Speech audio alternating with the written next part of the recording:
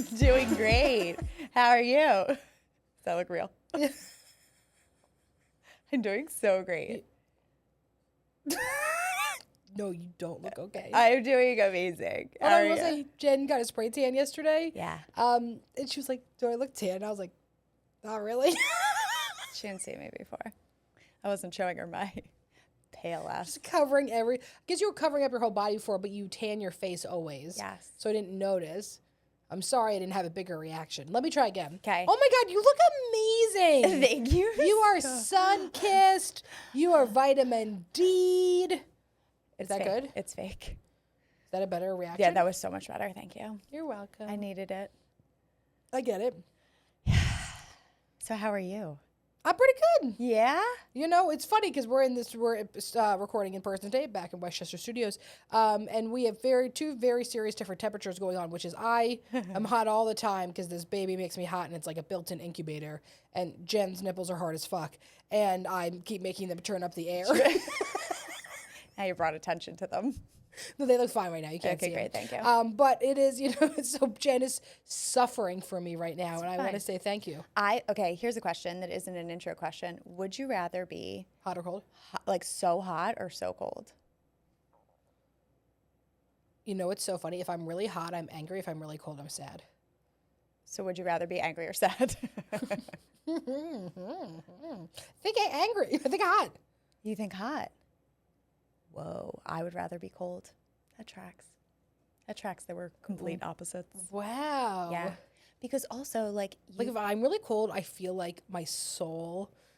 You don't watch a lot of Harry Potter, but like have you ever seen Harry Potter though? Any of them? Yeah. Right. Okay. So they have that like big. I don't know what he's called. The Dementors. They come from the Azkaban, and they like make you feel sadness and cold. Yeah. I do feel like that in the cold. Like sometimes I'm like, it's so cold, and my soul is so sad. Wow. If it's really hot, I'm just like I like the sun, Florida. but I'd rather Florida. Sarah Graham in Florida, Florida. It's not for me. Yeah. But I feel like in the cold, you can put layers on. In the heat, like you can't take your skin off. Jesus Christ. You made me think about that though. I'm sorry. I needed someone else to share in my shedding of the fucking skin? What? I'm sorry. I apologize to everyone. Some Buffalo Bill Hannibal Lecter shit, man. It is, yeah. Oof, God. Ugh. Okay, ready? Ready for our intro question? It puts the lotion in the basket. Oh, God. Oh, no. Oh, I literally was just saying how dry my skin is before this. Yeah, you were. Someone should put lotion in a basket for me. They should and bring it over to you. But, like, it doesn't have to be in the basket, Like they can just hand me the lotion. They could hand you the lotion. Are you good at lotioning up your body? I suck at it. I never do it. Oh, God. Also, I don't have dry skin. I'm like, and I always tell my kid to lube up. I'm like, you gotta lube up your body. You gotta lube up that body, girl. She gets really itchy skin. Yeah. So I'm like, yeah, if you get itchy skin, you gotta be lube up. You do have itchy skin. You should lube up. I don't want any, I was on a Reddit skincare thread the other day. And? This is going nowhere. Yeah. As it does. Somebody posted their full fucking skincare regimen in like an Excel, color-coded, like everything they do each time, day. And I was just like, this shit is the most overwhelming thing. Like, well, it's like when people post those videos and they're like, what I do in the morning. And you're like, how long does this take you? 15 hours? Right, like who has the time? What time you waking up? 2 a.m.? The time for that. They're like, why do I need 50 serums? They're like wearing a face mask. They have an ice roller. They're putting a serum on. Do you have a skincare routine? No, I don't. Just slap on anything that I can find. I don't even wash my face. I'm garbage, man. I wash my face. I started to wash my face because I'm like... Well, I don't really wear makeup. Yeah. I have makeup on because I'm under these lights today. But for the most part, I don't wear makeup. Right. I just get my eyelash extensions. It still just feels so good to wash your face now. Well, okay, if I shower, in the shower, I wash my face. Listen, I'm not judging you. But I'm not like at night washing my face, putting serum on, doing a whole thing. Oh, I do that. Oh, do you? Yeah. You do every night a serum? Mm-hmm. Oh, fuck. Well, you're going to look amazing in 10 years, and I'll still... I'm not sure if that's true. You don't think? I don't know how much it helps. I don't do any of that. Yeah, that's okay. But I'm always like, I should. No. 14-year-old girls do it. I know. My old ass. Could you imagine if we were doing that at 14? Someone taught me a skincare. I'll tell you what I was doing at 14, though, you know? Oh, wait, this is so funny. The intro question for today is, what's the most telling millennial thing about you? I'll tell you what. Yeah, I'm so excited. 14, you buy that fucking horrible face mask from CVS that you put on and you peel off. Yes. That thing was so fun. Yes. Oh my God, now skin masks are just like, you know, that nice sheet of paper. I think you can still get the peel off I one. love those things. They were not good for you. You know what else? Nose strips. I loved those too. You know what else?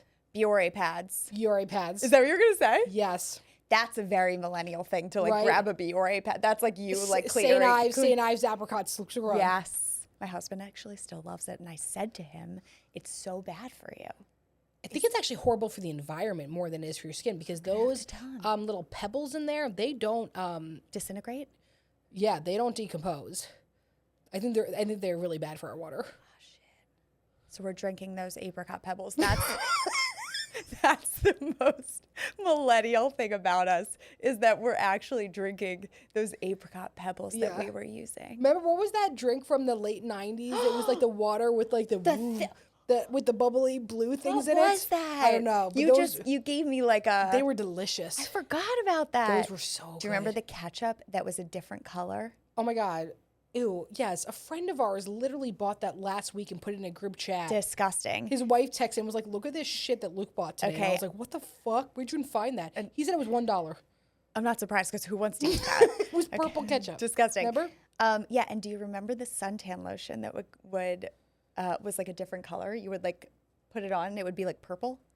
You don't remember that? Yeah, no. I remember that. And then what was the point of it? I'm not sure. It started out purple or turned purple when you had to reapply? I think it started purple and ended purple and you were just purple the entire day. Why the fuck would we have done that?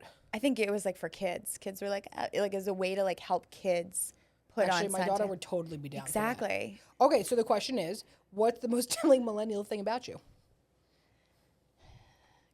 It's hard to know because you do it and think that it's not millennial and like it is.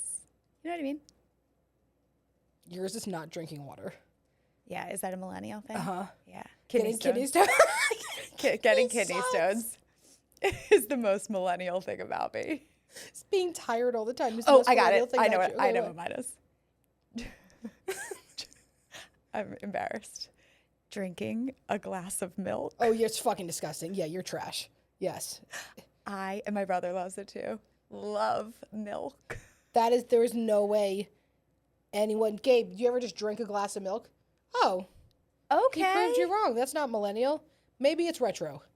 Right. Now, I think it's coming back around. You know what I mean? It's like the 90s are back. Everyone's drinking milk with their dinner again.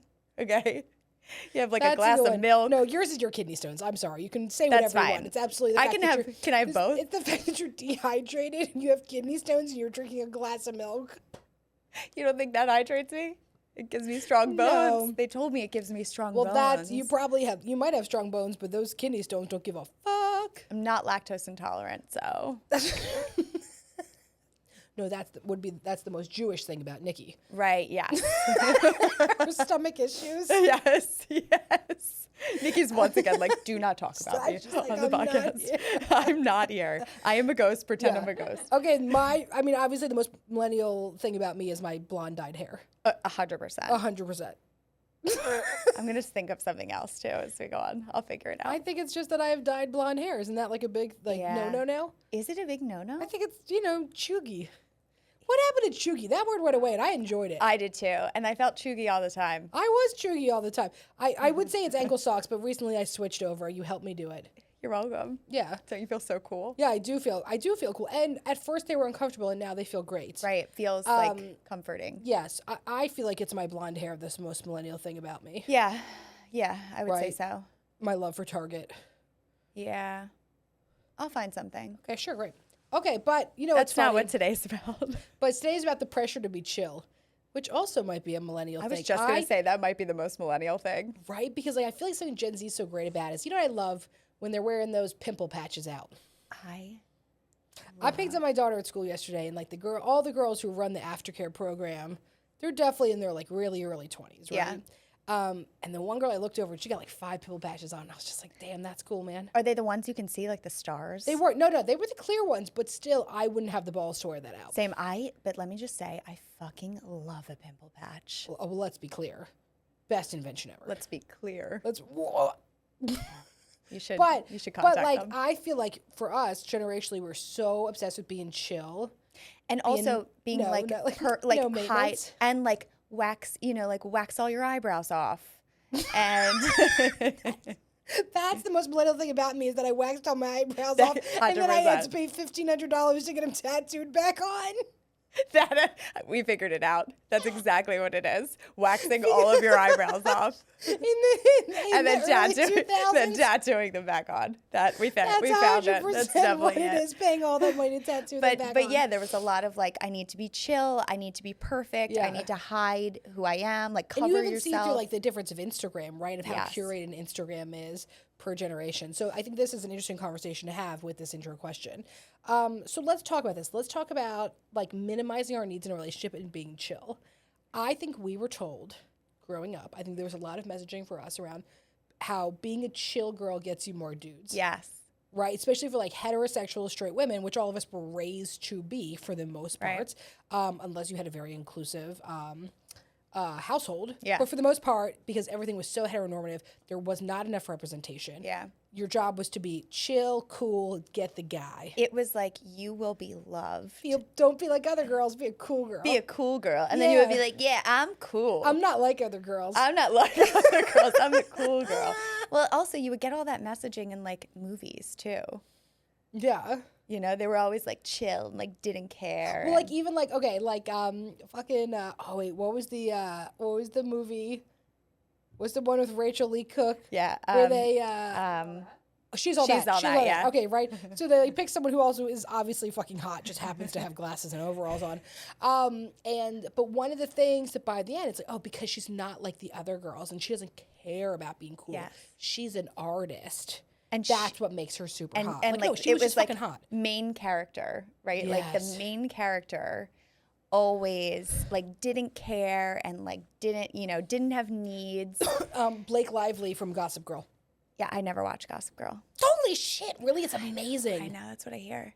It's really good. But always the villain. You would love it. Do you think it's too bouncy for me? It's not bouncy at all. It's actually fucked up. There's a bunch of fucked up shit in it. Okay, maybe I'll watch it. Thank you. Yes, man. Okay, I'm going to go for it. I'm pretty sure one of the girls gets like assaulted in the first episode.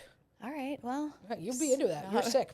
Okay, so but the characters that weren't the main characters and the ones that were like kind of the villains, they had like needs. They were outspoken. Yes. They would like call people out. But the girl that he like secretly loved was like the one that was like. Oh, another good example: Hilary Duff in what was the Hilary Duff movie, the Cinderella Story. Oh yes, great one. Like we're gonna talk okay, let's go into the first question. Okay. Somebody said, "I minimize not to make people upset with me or cause waves. I don't know why I hide so much." So this is an example of the fawn response. And the fawn response originally was coined by the therapist Pete Walker.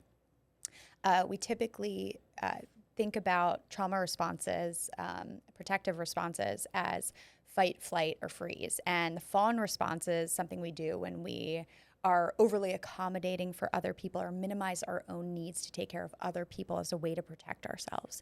So my question for you is, where did you learn that? Like, where did you learn that you had to do that in order to protect yourself and take care of yourself? Because it's a survival strategy. Yeah.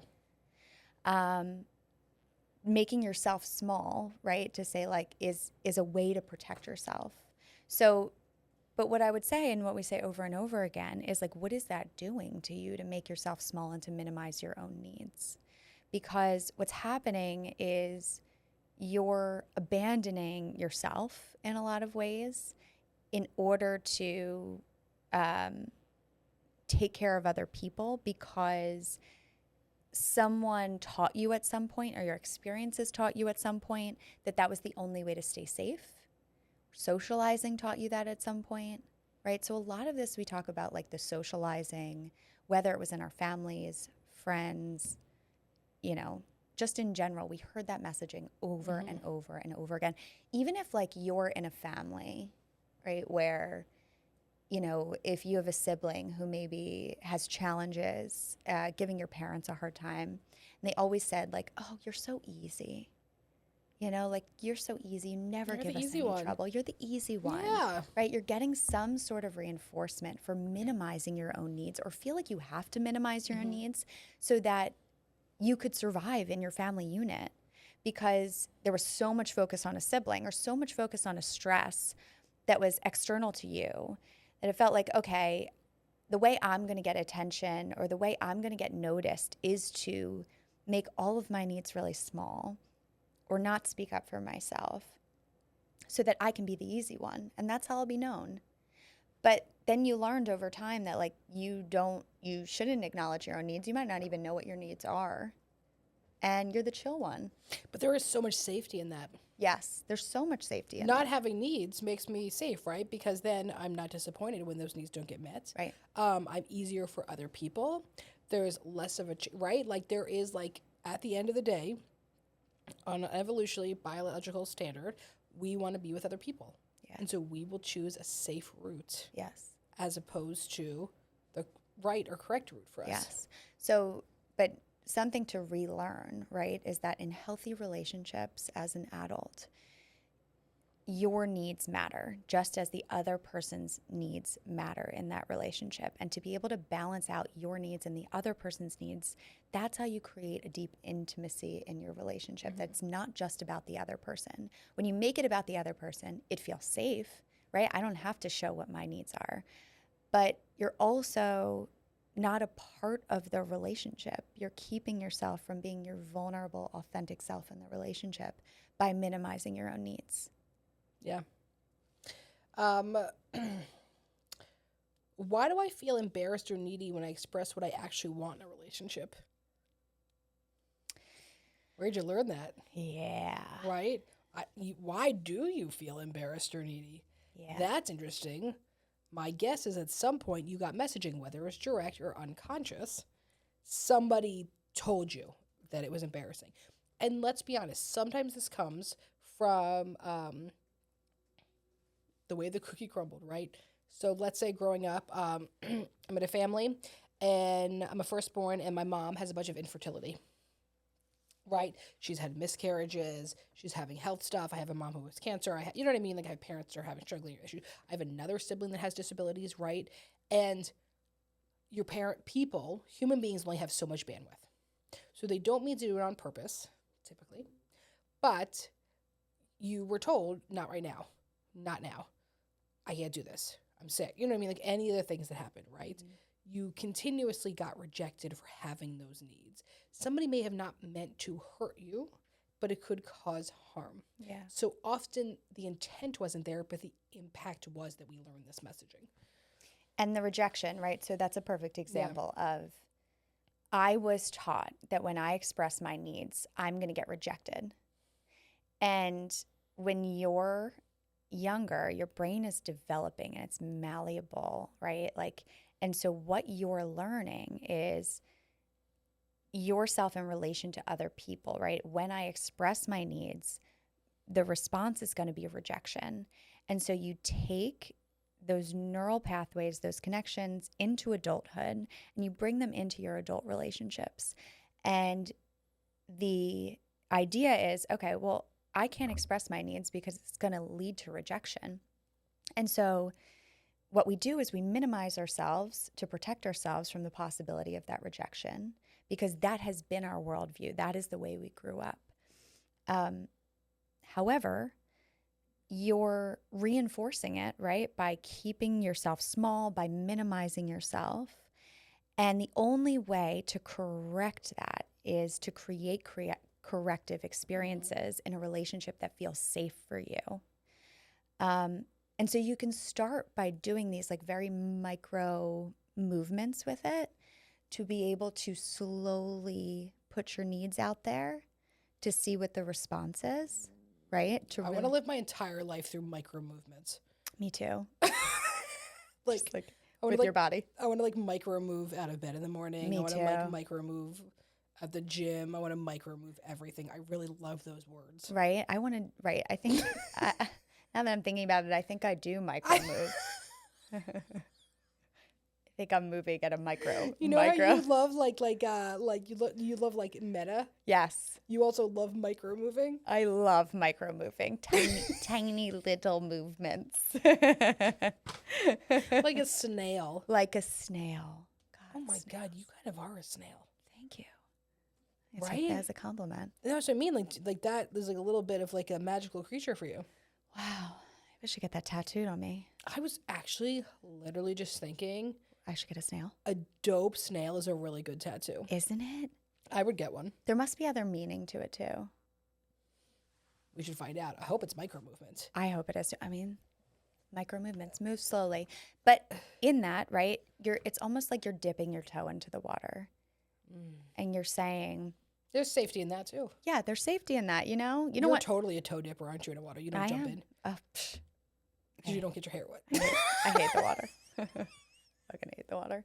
Really works out because my husband can't swim, so it's not like he's like, "Let's go swimming." Like when I'm at the beach and people are like, "Let's run into the waves," I'm like, "No fucking Okay, way." I'm not going into the. I won't go into the ocean though. Oh, okay. The ocean scares me. Me too. You ever seen what's in an ocean? Y'all ever? You ever seen? You ever seen an ocean? No, that's why I don't go in.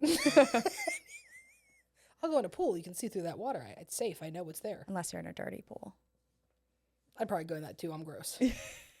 Get like a nice brain eating amoeba. Yeah, fun. But like even like my husband's like grew up on lakes, you know, because he's from the Midwest. No. That scares me too. Loch Ness Monster in there. Am I right? I think that the Loch Ness Monster is in Scotland. In a lake. Yeah, but I don't think there's like many Loch Ness Monsters. Listen, have you been in a lake? Have you met the Loch Ness Monster? Fair. Touche. You're not like a Twilight fan. Is that how you start conversations? I wouldn't call myself a fan.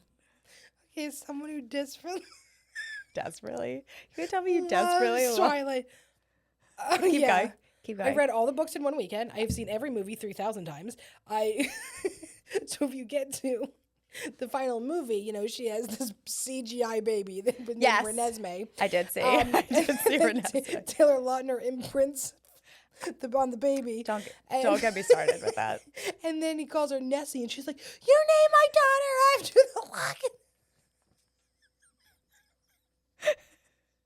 I forgot about that. And also, don't get me started about how he imprints on a baby. Kristen Stewart's acting ability wasn't impeccable. Is that what you're trying to say? It's insane that the Twilights didn't win Oscars. That's all I'm saying. I mean, unbelievable. I think maybe it'll come back around. I'm going to go home and watch all the Twilights again. Oh, I love it so much. Who knew? That's the most millennial thing about you. We're finding that more and more. Other generations don't like Twilight. I don't know. Hard to say because I'm millennial too. Hard to say. You got to ask people. You never read the books, huh? Do I need to answer that? How can I unlearn the belief that being low maintenance makes me more lovable? It's hard when it is continuously reinforced. Yes. Right? So, like, it's interesting when we talk about unlearning anything, we're talking about this in terms of, like, diet culture, right? Like, we can do all this work to unlearn, but, like, I don't know if there's an ending point because, like, the world continuously reinforces something. Yeah. And I feel like this is important, right? Like, because so often someone who grew up feeling this way, the thought is, like, my needs are a burden, right? And so to really understand that your needs are not a burden, they're the way in which you have deeper connections with people. Without your needs, there is no deeper connection. Other people might feel connected to you, right? Because you're putting their needs first and they can express their needs to you, but you will not feel connected to them. I wonder if you often feel lonely or misunderstood if you're not expressing your needs to other people. Right? So you have this sense of safety in the relationship, But where's the true vulnerability and the deep knowing of who you are in the relationship? And maybe that's really scary, because it's never something that happened. It's never something that happened, or never something that happened in a safe way. And so it might be terrifying for you to express your needs or even understand what your needs are. But there is such a deep vulnerability and connection that comes with expressing your needs. And I think that's the piece that's missing, right? Like, why would someone change this thing that's been working for them, right? And the reason is there is a deep connectedness that can happen in your relationships when you share your needs and you get them met by someone else. When you say to yourself, my needs are not a burden. I am worthy of expressing my needs. And I can be in safe relationships where people can respond to my needs in the way I respond to their needs. I downplay my feelings, but then I get resentful when my partner doesn't read my mind. How do I break this cycle? Unspoken needs don't go away. I know we want them to. They don't. It's not like you just keep shoving them down to the point where they dissolve. That's not a thing that happens, right? But they mutate into resentment. And Dr. John Gottman talks about this a lot in terms of emotional bids. Yes. Right? So he uses a really great example that I love, which is everything is an emotional bid. So he talks about this idea of he's walking down the hallway and his wife is combing her hair, and she starts combing it you could feel the energy with the aggressive energy. And you have a chance, you have a choice in that moment, which is to walk away and be like, oh fuck, no thank you, let me turn around. Or to say, hey babe, is everything all right? Right. What's going on? Do you want to talk about it? Mm-hmm. Everything is an emotional bid. Yeah. But the hard part is we can hope that our partner does that, and it's great. We'd love our partner to do that every time. But also, it's our responsibility to turn around to our partner and say, I'm pulling my hair out because I'm so exhausted. Yes. With, the housework, it's just too much. It's too overwhelming. I can't handle this right now. Or, I just can't get this dog potty trained. It's driving me crazy. I can't do one more fucking dinner with your mom. Whatever it is, right? Yeah. So, if we're two people in a relationship, one of them always has a choice. Yeah. And how is your partner ever going to really know you if you don't tell them, here's the reason why I'm brushing my hair so intensely? Right? Your partner might walk by and be like, wow, there's a lot of tangles in her hair. That's actually probably going to be my daughter's partner. Exactly. Her hair is really crazy. Exactly. So, but how will your partner ever know or understand the reason for why you're handling something in a certain way if you don't share it with them? They're not mind readers, and they're never going to be mind readers. I think that's so hard for people to really understand and grapple with when they're in a long-term relationship. I feel like, well, you should know me. Did I tell you that? Actually, I might have told you. I can't remember. I'm so sorry if I said this on the podcast already. So if me and Bill are ordering food, yeah, I'll be like, what do you want? Tell me what you want. Ordering food's so annoying. Figuring out what to eat's so annoying. Bonefish. Apparently not for you. Once again, another millennial thing about you. Bonefish girl. Okay. So we will be ordering food, and I'll be like, what do you want? And sometimes he'll play the song, If You Don't Know Me By Now. You know that song? You will never ever. What does he want? What he's implying is you should just know. But it's funny, he plays the song. Yeah, no, that is fucking funny. Bill is very funny in general. And so I'm like, I'm not fucking doing this with you. Tell me what you want. You order. Yeah. You know what the worst is when someone's like, get me whatever you're having. And you're like, no! That is the responsibility. What if you hate it? Honestly, that is the worst. Then it's on them. Whenever, I feel like this happens every time. I'm like, oh, you want me to grab your coffee? Like, yeah, whatever you're having. I'm like, oh, wait, but I'll have whatever you're having. What do you like, though? Then I'll just get that. What? But also, responsibility is then on them. Like you said, order whatever you're having. If you don't like it, that's on you. You should have told me what you liked. I'm like, I love octopus squid in my coffee. Like what? Like Could you imagine if you did? We'd have to have a conversation. where would I get that? She likes it in her coffee, but not in the ocean. What's the difference between being chill and just not advocating for myself? So chill is like safe enough to let things go. Right. I'm not going to make a mountain out of a molehill, right? You know, there are things in life that you can choose to not give a fuck about. Yeah. Right? You see something online you disagree with, you know you don't have to do anything about that. You don't like a certain something someone says, you can just take what works and leave the rest.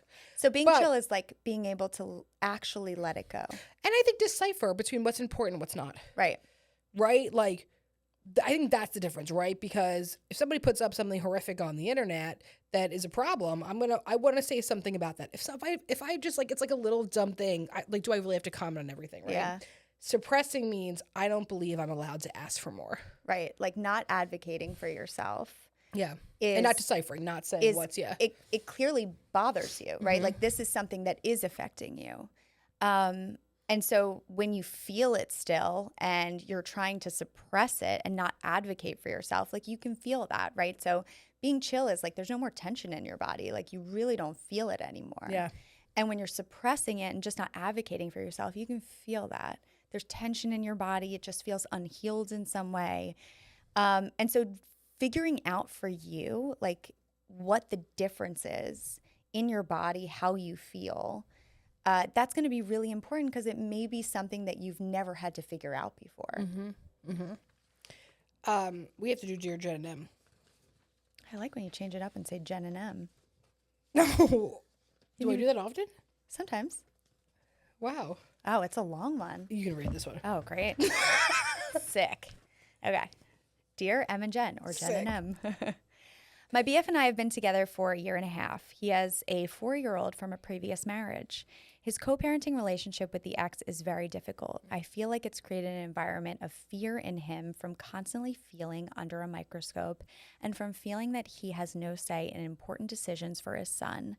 The custody schedule recently changed, but before that, he had been on the fence about more kids, but ultimately said when he lets go of anxiety, he sees himself having kids with me. With the change, he's been struggling with it for multiple reasons and feels more certain that he does not actually want more kids. We had also talked about marriage and had been very close to engagement a few months ago, but now he also feels like that timeline has shifted and he doesn't see himself being ready anytime soon. Ugh. I've always told him I wanted kids and hope to be engaged by around the 2-year mark. I don't see myself with him, though. I don't see myself without him, though. I was like, wait a second. I love him and his son and would be devastated to lose them. I told him that maybe we don't have kids, but I would still have him. And if we make that decision together, that I would be okay with it because I want to choose him. He thinks I would resent him and doesn't want me to give that up.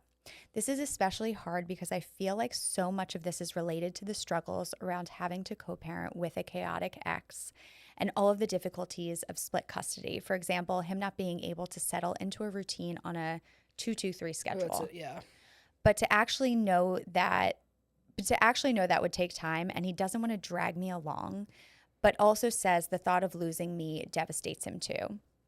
Is there any solution to this where we can work this out, or am I crazy for hoping that we will be able to work through this and stay together? I know this is long. Thank you if you've read this far. The podcast has helped me so much. Blended family struggles are real, and I just feel lost. Oh, sending you so much love. Is he in therapy? Because he needs to be. Yeah. This is a lot. So the question you're asking, I'm going to stick with that first, right? Is there a solution where we can work through this, or am I crazy for hoping? There is a solution. There can be a creative solution in this situation here, but both people want to be involved, and I don't know if he's able to currently differentiate his wants and needs versus his anxiety, stress, and fear. Yeah, is what I would say. I believe that's some individual work for him to do that you cannot do for him. And I'm wondering, could he do that? What would it look like for him to get some support, for you guys to see a therapist together sometimes, or him to do some individual? And if he can't give you what he needs, then he needs to be able to directly say those things. Yeah. Right? There's a lot of wishy-washy because I think he doesn't know. It doesn't sound like this is someone who's trying to string you along. I think this is someone who's overwhelmed with the situation. A 2-2-3 schedule sucks. Yeah. Right? Like custody schedules in general are incredibly difficult. Co-parenting is difficult. Blended families is difficult. Stress makes relationships hard. Yeah. And so I think there is a way you can figure this out, but I don't know if it's for you to figure out or for him having some individual work and then being able to hear him when he does that. Yeah, because I can imagine, right? Like he went through this with someone else, right? Like You got to be so scared. it's got to be so scary to go through it again, right? And you know, when you go through something that didn't go the way you planned, to say the least, and it's affecting you still as you're in a new relationship, it isn't fair that maybe he's bringing that into your current relationship. However, it's reality. And it's a reality that he's still dealing with and that you are still dealing with, right? That you're still processing through, that you're still navigating. So I think there has to be a space for some unbiased processing and reflection. Yeah, with a therapist. Thank you so much for tuning in to today's episode of Shrink Chicks. We'll see you back here next week for another session. In the meantime, if you want a question answered or a topic discussed, follow us on Instagram at ShrinkChicks. And if you're looking to get connected with a therapist like us to start or continue your therapeutic journey, visit thetherapygroup.com. Just fill out a contact form on our website, and we will personally match you with one of our amazing therapists. And for all of our therapists and group practice owners out there, we also offer group practice consulting. And if you're looking to support yourself further and support our show, check out our amazing merch options at shrinkchicks.com/merch and our Know Yourself, Grow Yourself journal on Amazon. Also, if you'd be so kind, we'd love a rating, review, and for you to share with a friend or an enemy or a mother-in-law, honestly, whoever needs it, so that we can keep reaching more people on our mission to bring mental health topics to your ears every week. Thanks for being here with us, and don't forget to grow yourself. You got to know yourself.